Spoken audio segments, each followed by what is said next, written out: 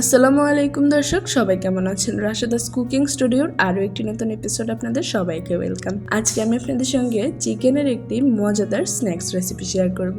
ঘরে থাকা কিছু সাধারণ উপাদান দিয়ে অনেক মজার একটি স্ন্যাক্স খুব সহজে আপনারা বাসায় বানিয়ে নিতে পারবেন, যেটা বাচ্চাদের টিফিন এবং বিকালের আড্ডা দুটোকেই অনেক জমিয়ে তুলবে। তো রেসিপিটি যদি ভালো লেগে থাকে অবশ্যই আমাদের ইউটিউব চ্যানেলটি সাবস্ক্রাইব করতে ভুলবেন না।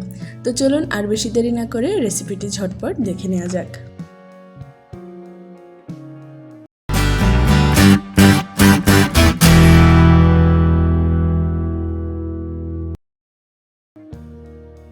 প্রথমে একটা কড়াইতে দিয়ে দিচ্ছি সামান্য পরিমাণ তেল। তেলটা গরম হয়ে গেলে আমি এখানে দিয়ে দিব 1 চা চামচ পরিমাণ আদা এবং রসুন কুচি। আদা রসুনটাকে আমি রাফলি চপ করে নিয়েছি। আদা এবং রসুনগুলো কিছুটা ভাজা হয়ে গেলে আমি এখানে দিয়ে দিব ছোট ছোট সাইজের 2-3টা পেঁয়াজ কুচি। পেঁয়াজগুলোকেও ছোট করেই কেটে নিয়েছি।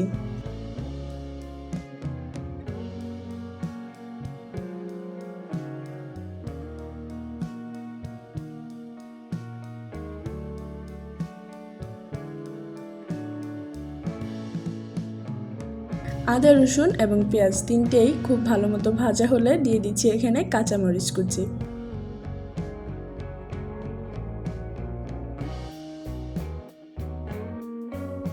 1.5 থেকে 2 মিনিট পেঁয়াজ রসুনগুলোকে আরও ভাজার পর আমি এখানে দিয়ে দিচ্ছি স্বাদ মতো লবণ।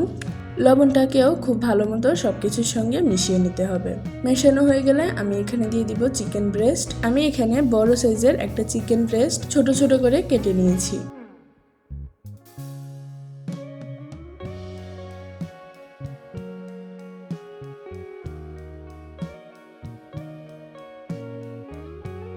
মেশানো হয়ে গেলে আমি এখানে দিয়ে দিব 1/2 টিস্পুন জিরার গুঁড়া, 1/2 টিস্পুন ধনিয়ার গুঁড়া আর সামান্য পরিমাণ দিয়ে দিব হলুদের গুঁড়া।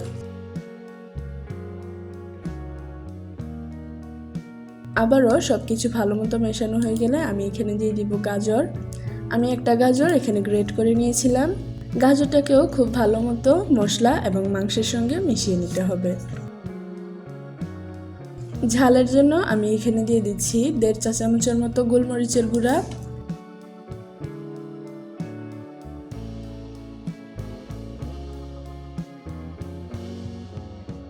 এবারে সবকিছু বেশ ভালো মতো মেশানোর পর আমি এখানে দিয়ে দিব 1/2 কাপের মতো লিকুইড মিল্ক। চুলার আঁচটা মিডিয়াম রেখে রেখে খুব ভালো মতো এই মিশ্রণটা রান্না করে নিতে হবে। যখনই দুধটা টেনে যাবে এই পর্যায়ে আমি এখানে কিছু ধনিয়া পাতা কুচি দিয়ে আরও একবার ফাইনালি নেড়ে চেড়ে নামিয়ে রাখছি ঠান্ডা হওয়ার জন্য।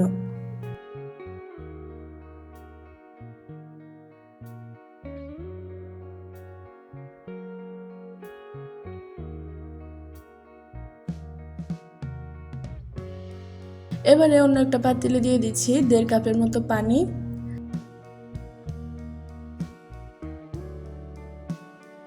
আর দিয়ে দিব স্বাদ মতো লবণ। পানিতে যখনই বলক চলে আসবে এই পর্যায়ে আমি দিয়ে দিব 1 টেবিল চামচের মতো রান্নার তেল। আপনারা চাইলে ঘি বা বাটারও দিতে পারেন।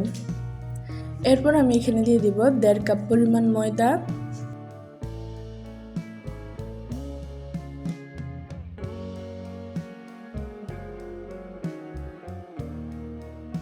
এবার ময়দাটা খুব ভালো মতো চেষ্টা করব পানির সঙ্গে মিশিয়ে নেওয়ার জন্য। যখনই দেখবেন এরকম মেশানো হয়ে গেছে এবার ঢাকনা দিয়ে চুলার আঁচটা লোতে রেখে 2 থেকে 3 মিনিট সেদ্ধ করে নিতে হবে।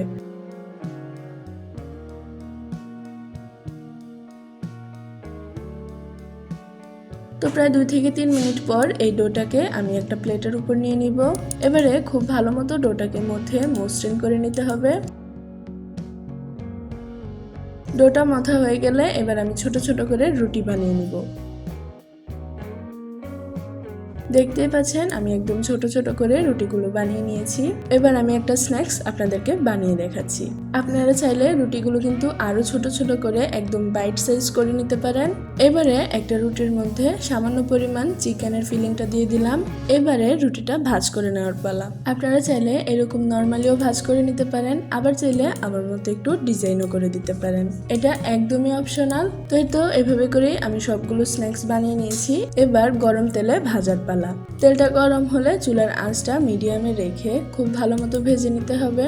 তেলটা খুব ভালো মতো গরম অবস্থাতেই কিন্তু স্ন্যাক্সগুলো ভেজে নিতে হবে, যেহেতু আমাদের আটাটাও কিন্তু সেদ্ধ করা এবং ভিতরের পুরটাও রান্না করা, তাই উপর থেকে কালারটা চলে আসলেই হবে। ব্যাস, এবার নামিয়ে পরিবারের সবাইকে গরম গরম পরিবেশন করার পালা। রেসিপিটা কেমন লাগলো আমাকে কমেন্ট করে জানাতে কিন্তু একদমই ভুলবেন না। তো আজকের মতো ভিডিওটা এখানেই শেষ করছি। সবাই ভালো থাকুন, সুস্থ থাকুন। আল্লাহ হাফেজ।